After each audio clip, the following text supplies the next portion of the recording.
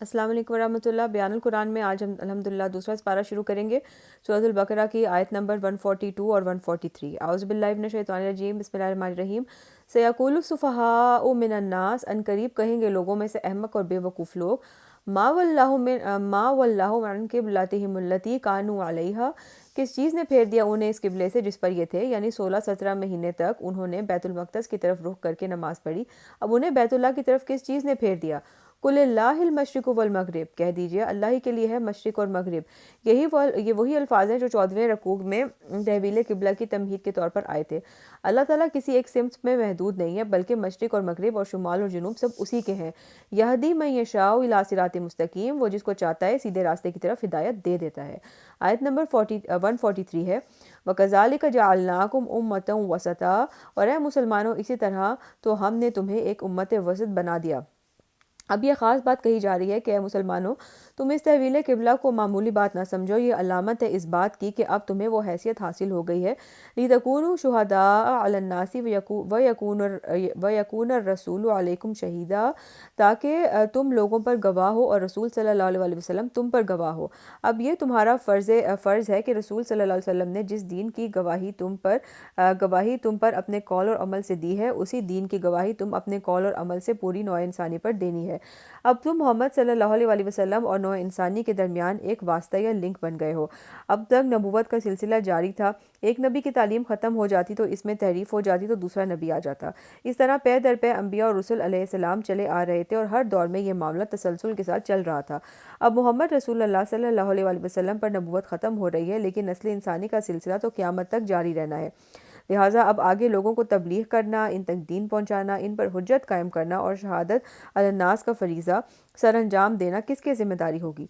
पहले तो हमेशा यही होता रहा था कि अल्लाह की तरफ से जिब्रील अलैहिस्सलाम वही लाए और नबी के पास आ गए और नबी ने लोगों को सिखा दिया। अब ये मामला इस तरह है कि अल्लाह से जिब्रील वही लाए मोहम्मद सल्लल्लाहु अलैहि वसल्लम के पास, और मोहम्मद सल्लल्लाहु अलैहि वसल्लम ने सिखाया तुम्हें, और अब तुम्हें सिखाना है पूरे नौ इंसानी को। तो अब तुम्हारी हैसियत दरमियानी वास्ते की है। ये मज़मून सूरतुल हज की आखिरी आयत में ज़्यादा वजाहत से आएगा।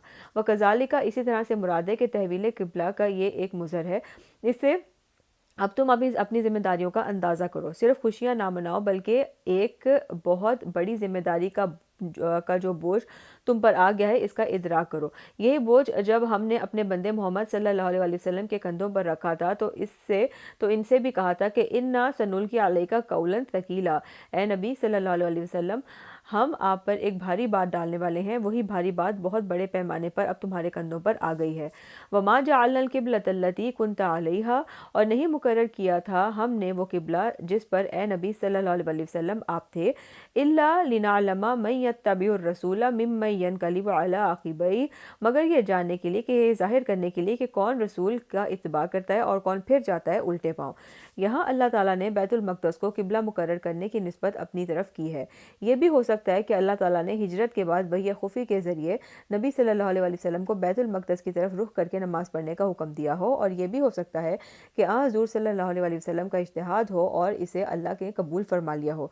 रसूल सल्लल्लाहु अलैहि वसल्लम के इज्तिहाद पर अगर अल्लाह ताला की तरफ से नफ़ी ना आए तो वो गोया अल्लाह ही की तरफ से है।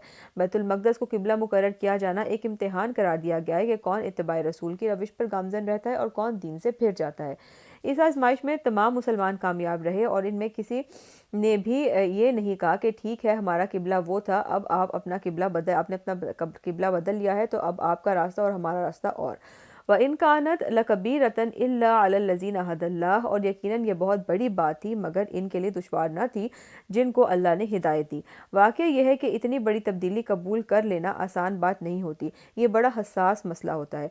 वमा कानल्लाहु लियुज़िया ईमानकुम, और अल्लाह हरगिज़ तुम्हारे ईमान को ज़ाया करने वाला नहीं है।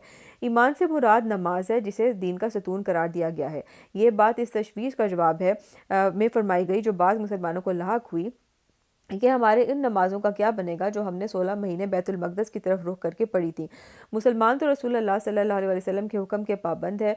उस वक़्त रसूल का वो हुक्म था वो अल्लाह के यहाँ कबूल ठहरा, और इस वक़्त ये हुक्म है जो तुम्हें रसूल की जाने से मिल रहा है, अब तुम इस पर पैरवी करो।